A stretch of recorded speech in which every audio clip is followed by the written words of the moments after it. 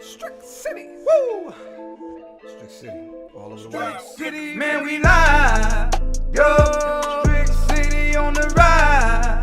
Yo, look like surprise. Yo, taking your city like we live.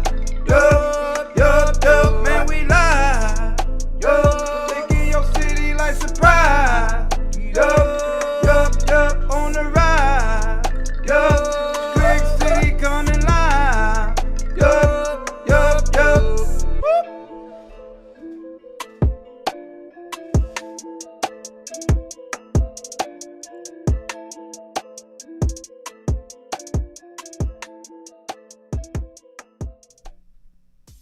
Hey man, you got me.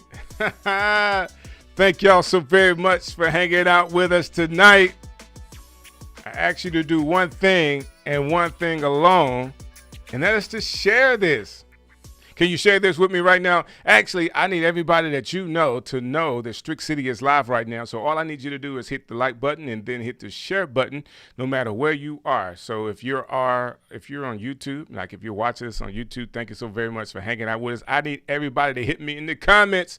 Let me know where you're from and that you're watching and that you've shared it. And I would really, really appreciate it. You know what I'm saying? So I am DJ Strick, and I'm so happy to have Strick City on Thursday night. So I have a little bit of stuff going on right now. So let me just be honest with you. I've gotten busy doing a couple of shows, and I had to take Tuesday nights off and just do Thursday nights with Strick City. Well, it's going to help everybody. I'm having better content, better guests, the whole nine, because I have more time to focus on one day a week to do Strick City. So I want y'all to mark your calendars every Thursday night, 8 o'clock Central Standard Time. Strick City is on once a week. And tell everybody, you know, Tuesday nights, I'm going to go live, maybe doing some other stuff, or resting, one of the two, because my wife was like, you know what, you can't go live every night of the week. Like, you just can't do it. And I was like, yes, ma'am. Yes, ma'am. I won't go live every night of the week, and I'll try to do a little bit better job scheduling things out. That being said, Thursday night is our night where me and you can get together, all right? So, again, share this with your friends that you know. Man, I got somebody I've known for a very, very long time. Probably, I don't know, man. It's going to be a good conversation tonight. We always have a good conversation outside of being on air because we're friends. But tonight, we'll get a chance to conversate with you, and it's going to be our pleasure to do that as well. That being said, I have another show that I want to talk to you about on Sunday nights. It's actually 6 o'clock Central Standard Time. I do the stream show with my friend Brant Collins. So the stream show is a show that will help streamers succeed. It's really that simple. All we want to do is help people that are trying to stream, trying to get content out, whether that's on Facebook, YouTube, Instagram, whatever. We show you how to do it. If you're a live streamer, man, you can have a set like mine. You can look like mine, and I'll teach you how to do that. That's Sunday nights, 6 o'clock Central Standard Time. I'm on with the Ecamm network. So Ecamm is the group that I actually run my software with. It's a production software that you can use on a Mac computer. And they picked us up. So we're on their YouTube channel, on the Facebook channel, and on their group page, along with Content Marketers Cafe, which is another Facebook group that we're part of. Big shouts out to Rob Bassist and also everybody at TubeBuddy that actually do the TubeBuddy review on our show. So tonight, man, this is what I want to do. James, man, big shouts out to you. Listen, it was my pleasure to help everybody out. You know what I'm saying? If I can, I want to do it. So, James, appreciate you hanging out with us tonight. Without further ado, I want to bring on my guest. He is well known in the area. Like, he's been playing bass. I don't know how old he was when he started, but as long as I've known him, this guy has been a phenom on the bass, playing with a little bit of everybody all over the world. We're going to dive into his journey, and then we're going to talk about his new album that's out. So without further ado, can y'all please give like the best Strick City welcome that you can to none other than my friend, my guy, Sean Michael Ray. Hey, sir, how you doing, man? Hey, man. Honored to be right? on the show, brother. Thank you for having me. Man, thank you for coming on. Let me do something real quick. My wife is telling me maybe it's not on everything. So hold on, just give me 1 second, okay? Okay. We live?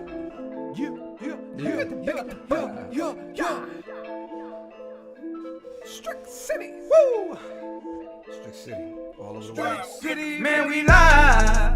Yo, Strick City on the ride.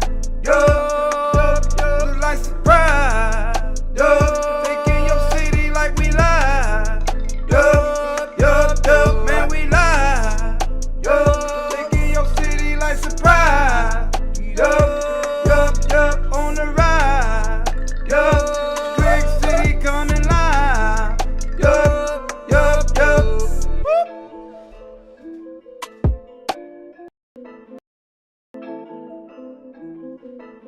We live?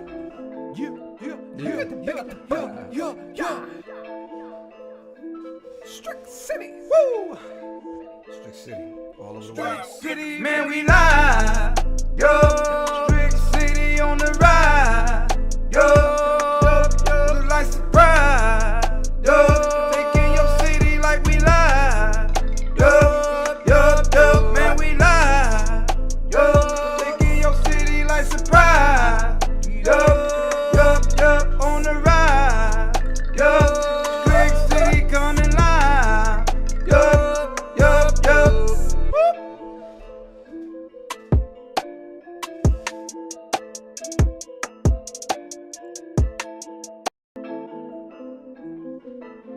We live?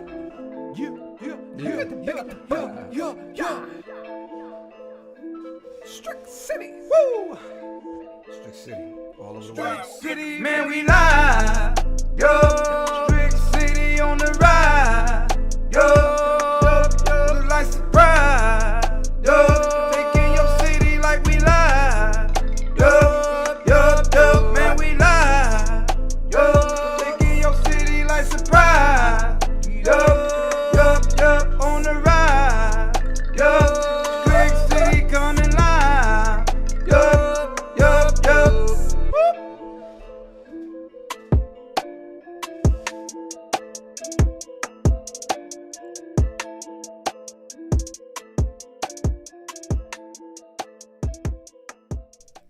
So you gotta love it. You gotta love being live. And right now, Facebook has done it again.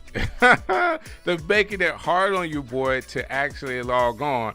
But I want everybody. So a lot of my audience is actually on Facebook, and I don't want them to miss an opportunity to see this tonight. So if you give me just one more second, like, I actually have it on one of my group pages, and I'm going to share it to the Strick City page so everybody can see it. Yeah, so where's that at? Yeah, I see it coming up. So how can I share this? All right, here you go. Yeah, share that for me. So you come in for a second? You come in for a second? Yeah, I know, right? At least while you're here helping me out, can you say hello to everybody? Hi, guys. There you go. You got me on the spot. I know I got you on the spot. Listen, they're not going to be able to speak back to you, okay? So you can just say hello. Oh, I got to look in the camera. All right, that's cool. Okay, bye-bye. Thank you. Hey, I'm going to get this together. So I got people on YouTube, but I don't have people on Facebook right now because they won't let you on my profile page. And we're going to get this worked out because that's not right. Let's see if this is it. I think I may have it. So if you refresh my page, I think I may have it live on Facebook now. So without further ado, as people are coming up to Facebook, they're going to have a chance to actually talk and get caught up on where we are right now. Because I've done the intro. I already introduced them. So I'm going to go to them right now and see if I can just start the conversation from where we were. None other than Sean Michael Ray. How you doing, sir? Doing great, brother. Hey, man, I do appreciate you hanging in there with me. I've been doing this live thing since April. I know when I signed up for one of the streaming services, and I just looked at it today. So I just been doing this for a couple of months, and I promise you, man, I probably had 2 or 3 streams that were cool, and everything else I had a problem with. And it's just part of being live. Like if it was recorded, there's no problem. But you're live, and it just comes with the territory, with all the technology and all the stuff that you have to do. Something potentially could go wrong. How you handle it is always the key. And the way I do it, man, I just keep going. So my man Curtis is like, dude, I see it on your DJ page. So I appreciate you, Curtis, for telling me that. I think we're ready to go now. Sean Michael Ray is actually a bassist, and he's been doing this thing forever, all over the world. Sean, can you kind of go back and get us started with how you decided to go with the bass as an instrument of choice for you? Oh, absolutely. But before I do that, I would be remiss being on your show if I didn't say roll. Oh, come on. Strick. Come on. Is that how we're going to start? That's how we're going to start the interview? That's how we need to start it. I mean, at least you could have did something like go Lakers or something. You got your Lakers uniform on today. You could have did that, but roll Tide? That's a little bit later than that. Okay. That's what I'll let you go with that one. I'll let you get away with that one. I got a friend of mine named Tommy Tommy Allison. That's I just met him. He's a big time Alabama fan. So shouts out to him. Again, I'll let you get away with that one to actually start it. You could have said, man, I want to first start it off by acknowledging God who's the hell of my life and all that kind of stuff. And, really? Talk about some well, that is true. Right. So you man. started it, man. Then my man James is going, let's say what you started right here. You know, James is actually chiming in. James, I thought we was going to be friends, and he's rolling Tide with you too, Sean. Like, I don't know. Listen, it's not even college football season right now. All right. Well, I'll let it in right there. There you go. So tell me, Sean, how did you actually start with the bass as the instrument of choice for yourself? Actually, the bass was not my first instrument. My first instrument was trombone. And after playing trombone in the, I think maybe that was the 6th or 7th grade, I was always watching the musical shows of the day, which were, American Bandstand, Soul Train, all that kind of thing, all those kind of things. And you would always see bands on there. This was the era of the bands when I grew up. So there was always like a 3-piece horn section, bass, guitar, drums, keyboards, a bunch of singers, that whole thing. And when I was watching the horn section, and this is not taking a shot at anybody that plays horns because I love those guys. They're incredible. Got you. But I noticed that the guys in the band playing horns, they weren't always playing throughout the entire song. And so it was my desire to play an instrument where I could play from top to bottom in the song. Got you. So I kind of leaned toward the bass because my dad was a bass player. That's what's up. Mom is a minister of music, plays keys. Grandmom plays, so it was kind of in the genes. And that's what's up. That's where the transition took place in my heart to want to start playing bass. Man, that's awesome, man. I didn't know that you also come from a musical family. So were y'all, did y'all get around and all play together, or you just saw them playing and you picked it up and did your thing? How did it go? Well, kind of. Well, I did grow up playing with my mother. I grew up playing with her in church. Gotcha. So that was pretty much where I was groomed, just playing with her. So when you say you started playing trombone, so trombone would have some, it's going to carry some of the bass line. Is that where you feel like, that part of the song or the melody is where you want it to be? No, I don't think there was a direct correlation between the two instruments for me, although that is true. I mean, the trombone can get into some of that register. But that wasn't my thinking, though. I just was attracted to the bass. Gotcha. And that that kind of my mom was a little upset about that because she had just bought me a new trombone. And then the very next year, I was asking her for a bass. She was like, Bass. wait a minute now. We're not going to do this every year, change Right. instruments. You know? Right. But, I stuck with it. So what made you stick with that one more than the trombone? I mean, was it just like the perfect marriage for you as far as what you, the kind of, the sound that you want to create? You felt like you could do it on the bass. It was just like a perfect marriage. It was, it was like an extension of my body. It was what I was made to do. That's awesome. I mean, when you find that thing, you just kind of know it right away. And I just been in love with the instrument from day one. Man, that's something to be said, Sean. I want to ask you this question. Like, when you hear music, like even now, is it that what you're hearing? Like, do you register with the bass part more than anything else? Let me see what they're doing. Let me see where it's going. But the thing is, people think when I listen to music that I don't hear anything but the bass. Right. I'm a musician. No, I hear everything listen, in the music. I know from our conversations that, you did the whole gamut, but at least from where you start, do you like, okay, I'm going to see where the bass player going, I'm going to pick up the rest of it? Well, yeah, it's kind of hard for me to listen to music without hearing the root of the bass, the root notes of the bass in the song. I mean, that's pretty much the first thing that's the first thing that attracts me to any kind of music. The first thing that I notice, whether it be keyboard bass or electric bass, either or.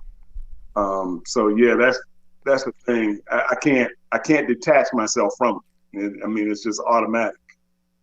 So go ahead. No, I was just saying, I've even been in church services sometimes where I'm not playing, and there might be a quiet moment or something doing prayer or something.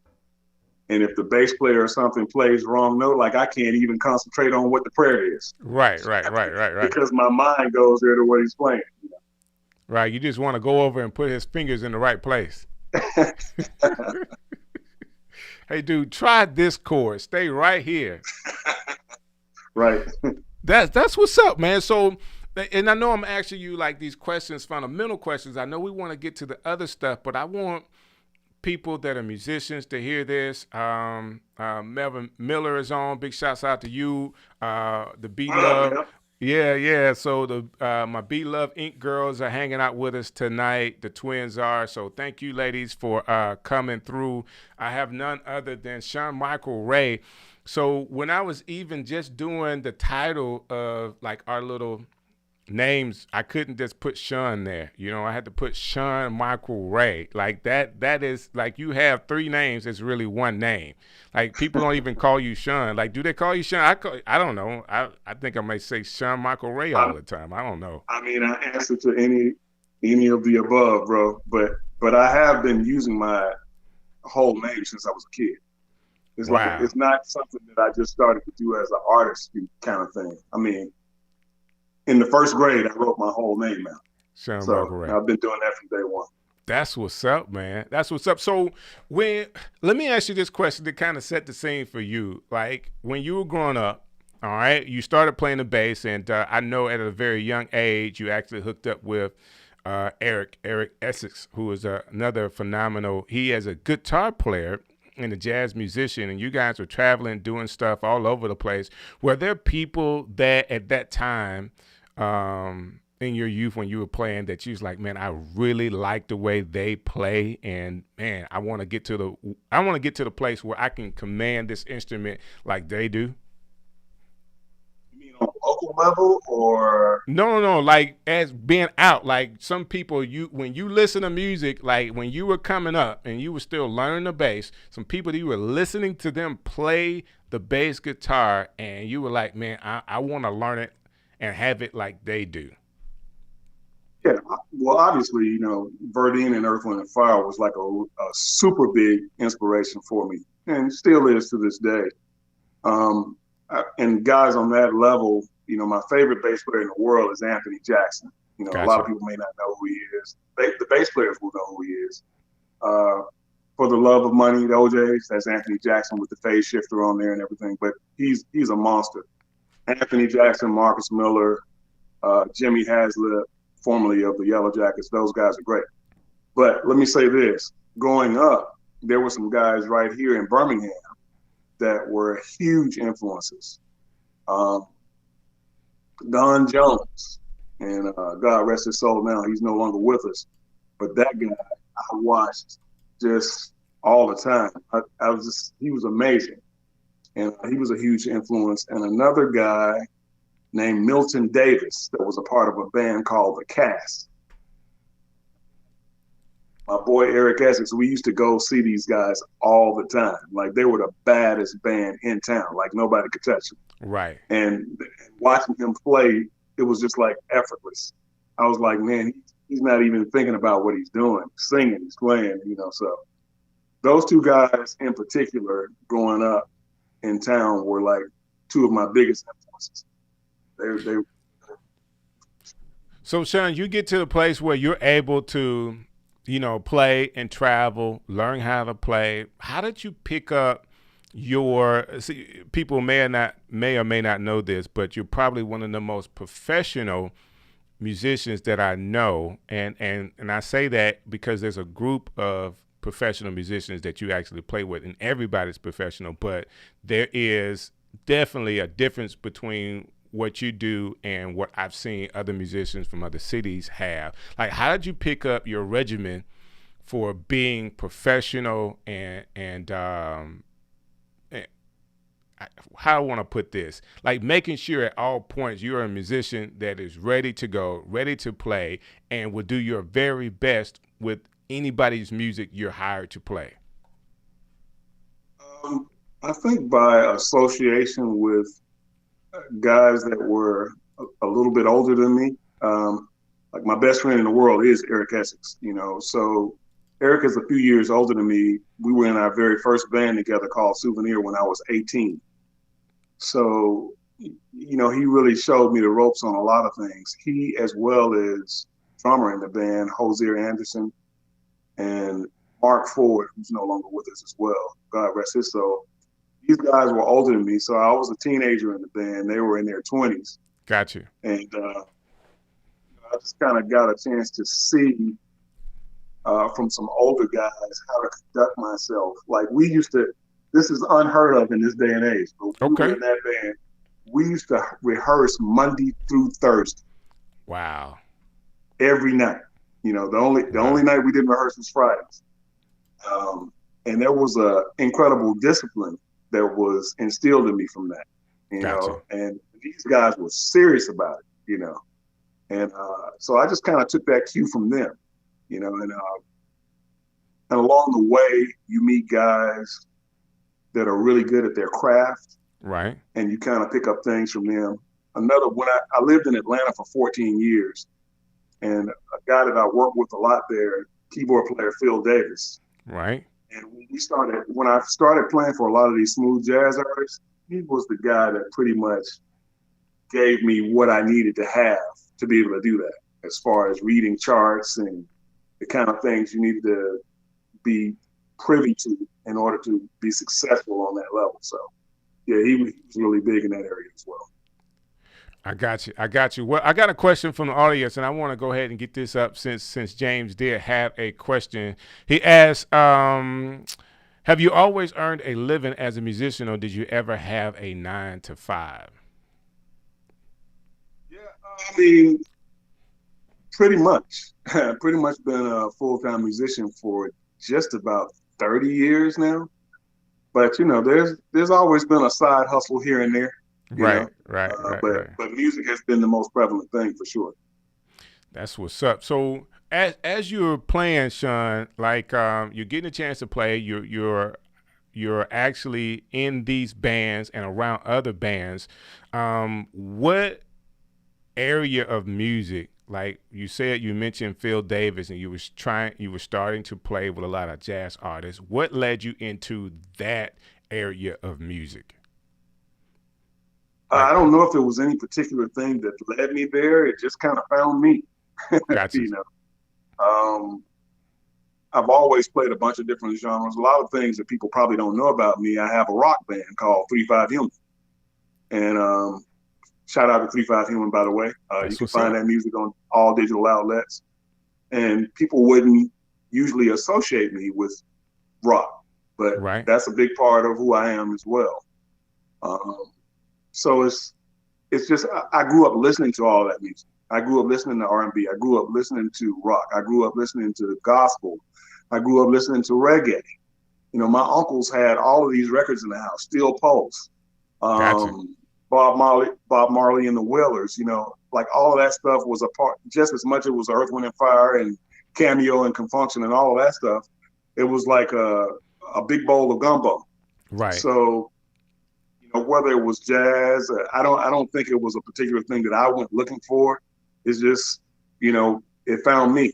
You know, I got the call and that's what I did. And once we started doing a few of them, it kind of steamrolls, and you do another one, and you do another one, and you do another one, and you know that kind of thing, word of mouth. So let me ask you this question. You know, if we go back to the 80s and early 90s, of course there were a lot of live R&B bands. Okay, a lot of live. Be careful going back to the 80s and 90s, Steve. We might have some young folks on here. Well, you know, we got some young folks. We're young. I'm young. You know what I'm saying? So I can remember a little bit of the 80s. But my question is, like, as there were a lot of bands, and then those bands, as we go into the 90s and hip hop took over, a lot of those bands moved to jazz. And I actually think like the smooth jazz movement that we're in right now is a lot of really it's like a fusion between R&B and jazz to me. So you got an R&B song, and then you kind of just take a moment and you have a jazz break in it, and that makes it jazzy. But a lot of the sounds and everything to me sounds like R&B. Like, do you think a lot of those bands that needed opportunity needed to get out and do some things that, you know, wasn't the top tier bands, but they were traveling and doing things that they just moved over to a smooth jazz type of setting? No, I don't really think that was necessarily the case, but I do think a lot of the people in smooth jazz are influenced by R&B artists, though. Got you. I can remember reading an article years ago where David Sanborn, who a lot of people consider one of the quintessential jazz saxophonists of our era, he said that he's not a jazz saxophonist. He said he's a R&B saxophonist. Wow. You know, that's what his influences are. I got you. So I got you. Take that with a grain of salt. So as people are leading in the genre and the sound is going that way, and it sounds like R&B to a novice like me, and it's just because of some of the influences that they may have. I get it. Say that again, Steve? I said that is because of the influences in the music is what you're saying, the reason why it sounds more R&B, because a lot of these people are being influenced by the R&B sound. Oh yeah, absolutely. Gotcha. So I mean, you can hear it in all of their music for sure. So I also know this about you, Sean, like you are like huge into sports. Like I talked earlier, you mentioned that other team that you root for, but also the Lakers. And I know you play basketball like for a long time. Like you will always play pickleball a lot. Do you think like your intensity in life and some of that sports also transitions over to how you play the bass? Absolutely. Yeah. Like it's more like it's more I'll tell you physical. A little story. My boy Eric Essex, he went to college in Orlando. I don't know whether it was college or high school, but anyway, I think it was college. He had a friend that told him this story, and I never forgot about this. He said, if you see a guy on a basketball court and he's hustling and he's making the right passes, he's rebounding really hard, and you know, shot selection is great, usually that guy is that way in his life. Wow. And if you see a guy out there that's not getting back on defense, taking a bunch of terrible shots, turning the ball over, you know, that guy is usually that way in his life. So I think there's a direct correlation between sports and music. You know, they're both artistry. I mean, there's artistry in both is what I'm saying. I get it. I'm one of those kind of people that I'm passionate about life no matter what I do. Like it's hard. for me to not go all the way. If I'm not doing it all the way, I'm just not doing it. So I get it 100%, and I live my life like that as well. That being said, you have some new music out. Can you please tell us about some of the new things that you're doing? Like if people listen to your album, like how they can get it, and then when they get it, what can they expect to hear? Yeah, the new album is called The Rebirth. It's available at SeanMichaelRay.bandcamp.com. SeanMichaelRay.bandcamp.com. And it's available there exclusively. We can talk about why that is a little bit later on. But the record, what I wanted to do, it's been 7 years since my first release, which was in 2013. I guess going on 8 years now. That first record, you know, when you're doing your freshman record, you don't exactly know what your voice is or how you want to present the music. So I was kind of just copying what my heroes did. You know, you listen to Marcus and all these bass instrumentalists. You figure if you're a bass guitarist and you're going to do a jazz record, you probably need to be playing melodies and, Right. and that kind of thing. And a weird thing happened through the past 7 years. Through that process, since doing that album, I discovered that's not really what I want to do. You know, Gotcha. my biggest, even though I love jazz music and smooth jazz is cool, my biggest influence is R&B. Now, I'm reluctant to call it R&B today because today's R&B isn't what R&B was when I was growing up. Right. The music that I grew up on would be called soul music today or old school. There you go. Which is quite a dilemma for me because what if Earth, Wind & Fire put out a new record? Would it still be old school? It wouldn't be old school. They just put out a record a year or two ago. Yeah. So, but my point is, that's the music that influenced me the most. That incredible vocal music from like bands like Earth, Wind & Fire, Cameo, Confunction, the Daz Band, Graham Central Station, that kind of music. So I wanted to get back to doing some good vocal music like that with a good solid bass foundation, not necessarily with the bass out front or playing melodies or that kind of thing, just great compositions. So Gotcha. that's what I went for on this latest record. So hopefully people will give it a listen and find a song or two that they really like on there. Sean, I'm sure they will. Find some good music. Number one, just because I know you're not going to put out something if it's not good. I already know that. Bro. I appreciate it. That being said, you wanted us to have another young lady to hang out with us tonight, Jill Rock Jones. You wanted her to be a part of the conversation. I got her coming up right now. Let me see if I can bring her in right now to kind of add to the conversation. She was a part of this last project, right? Absolutely. Incredible songwriter and vocalist. So let me see if I can bring her on. Jill, if you can hear me, we're coming your way right now. There you go. How you doing, Jill? Hi. How are you doing? How are you? Good. Let me see if I can get you in a right spot right here. How are you doing tonight? Awesome. Definitely. Thank you for hanging out with us. Hey, Sean. I know you were patiently waiting over there, and I wanted to go ahead and get you in as soon as I could. All right. Actually, I wanted to make sure I was in right because, you know, this is a little different. Is it a little different? Well, it looks good. Yeah. It looks good over there. Cool. Let me see if I can get Sean in the middle of this as well. On the fly, brother. I'm doing this on the fly. There we go. There we go. All right. So Sean, can you help me out with the part Jill played with this last record? Well, first of all, let me say, this is one of my longtime great friends right here. When I moved to Atlanta in 2002, I think the very next year I started playing in her band. Okay. And she has some incredible music that we just, you know, we had quite a spectacle in Atlanta because people not only came to our shows because of what the music was, they came to see what we were wearing. Okay. We had a wardrobe down there. We wore some crazy stuff on stage. Everything from me wearing kilts to wearing suits with no shirt on, and you know, we were out there.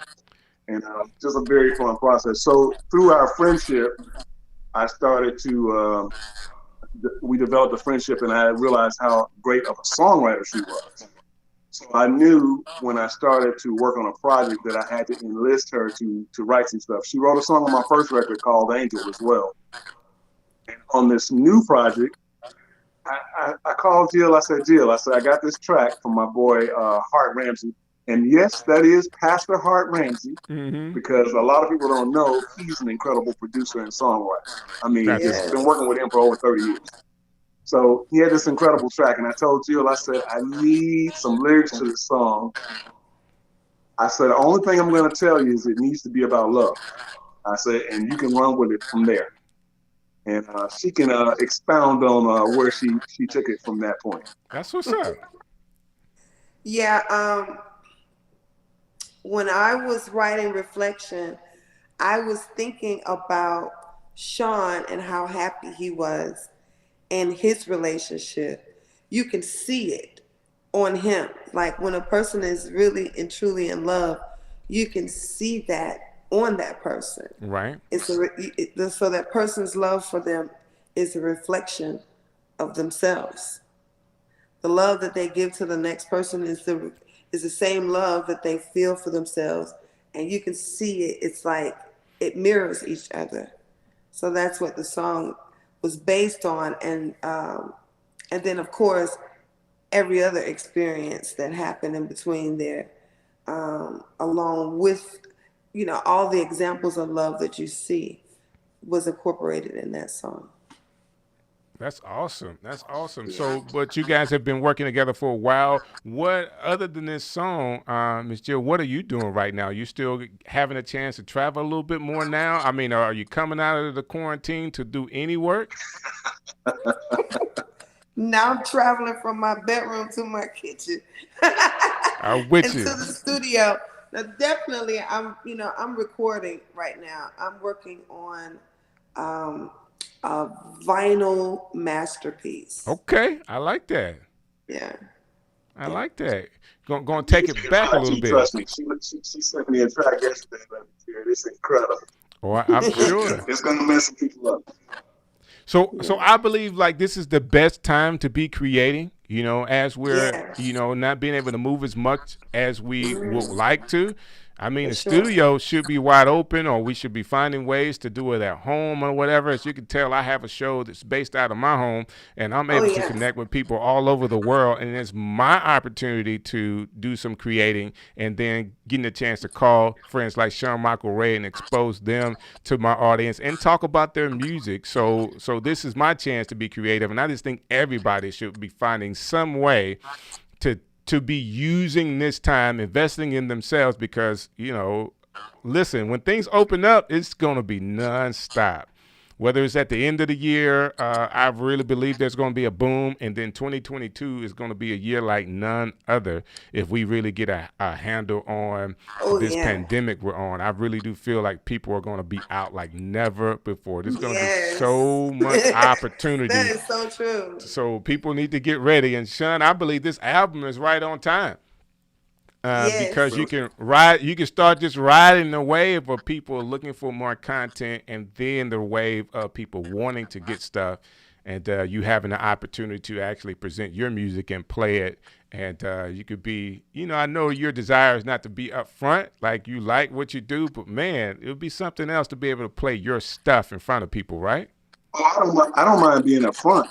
I was gonna say, I want to play bass. I got you. You just want to play bass. You want to play bass. I was going to say, you need to move out of the way and let him get in the front. I know, right?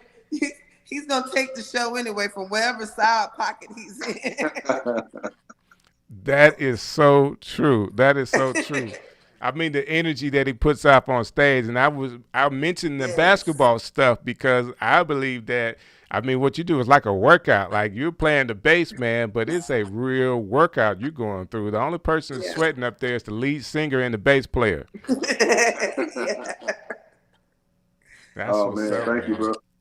So we got this album. Now tell me, Sean, how can people pick it up?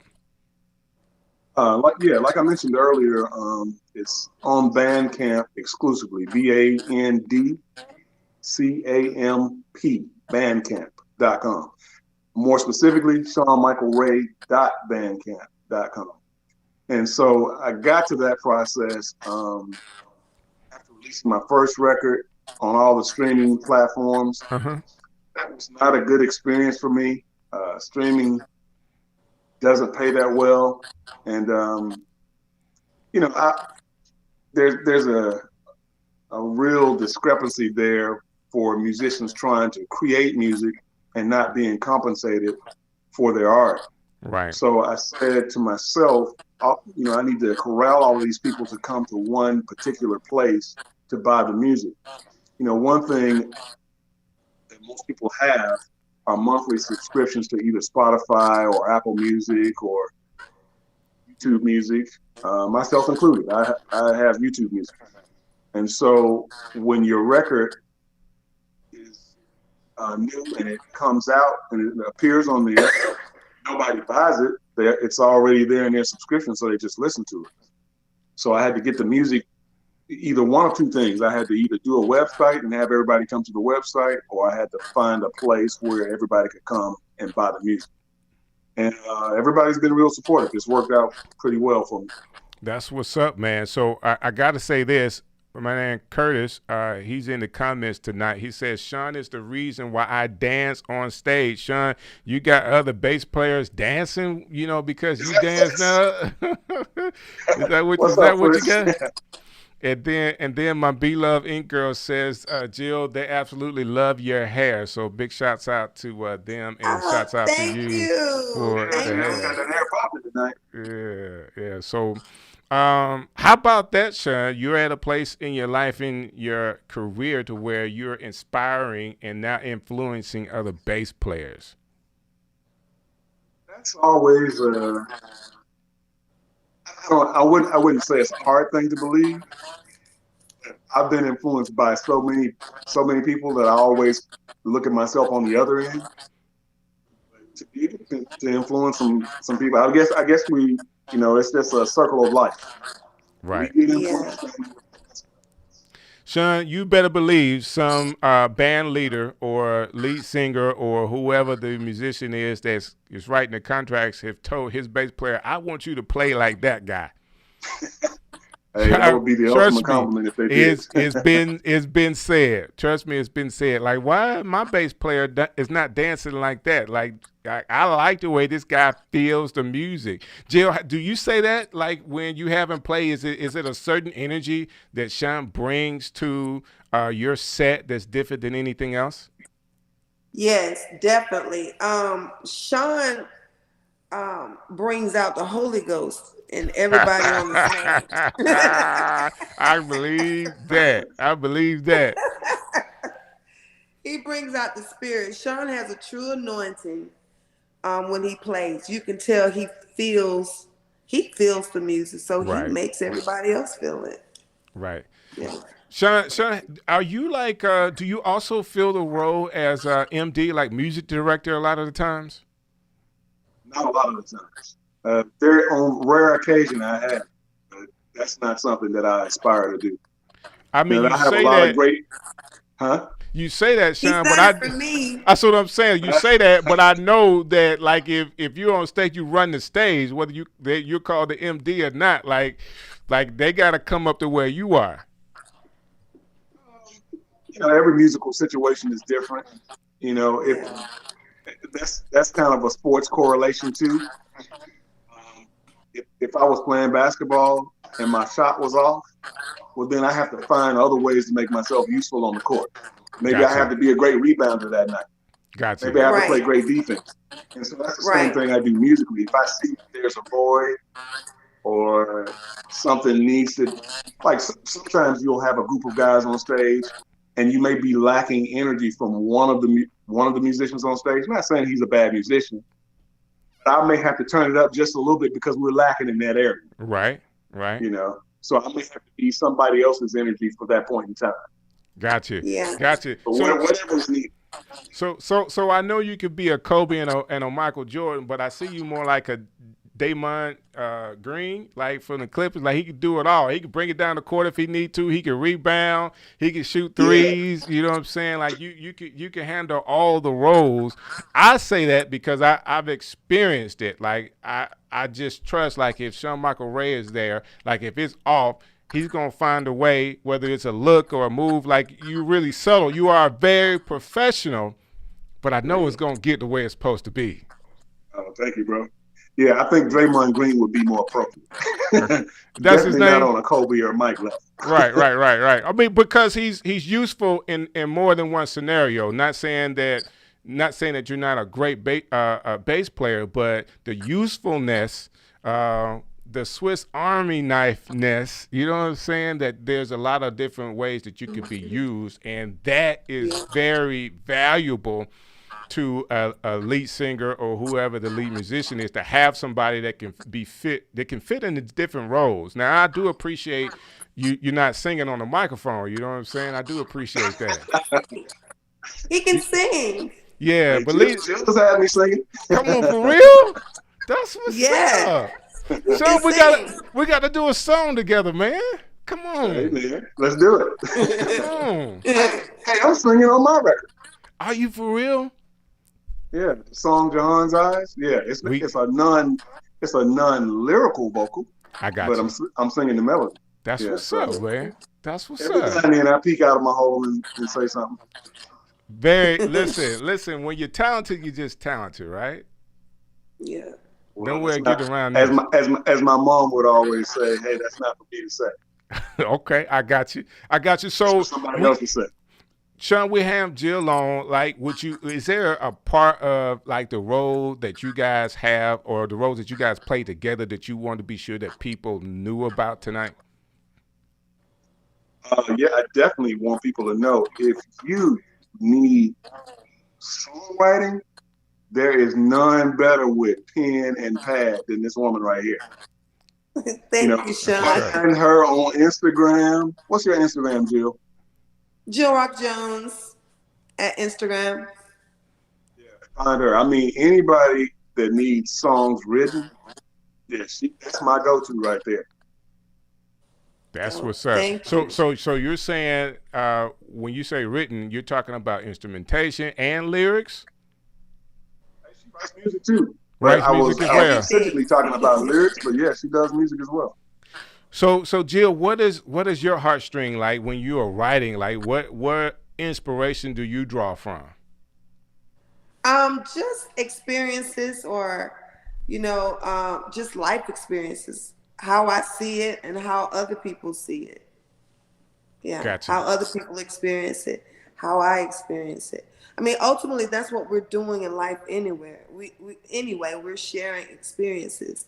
And we're just fortunate to get to write about it and to actually record it and have a record of it, That's awesome. So I did have to do my research, Miss Jill, and I respect you. You're super talented and thank you. Very versatile in what you are actually able to offer. And man, I guess when this quarantine pandemic is over with, I got to make sure I see you live and in person.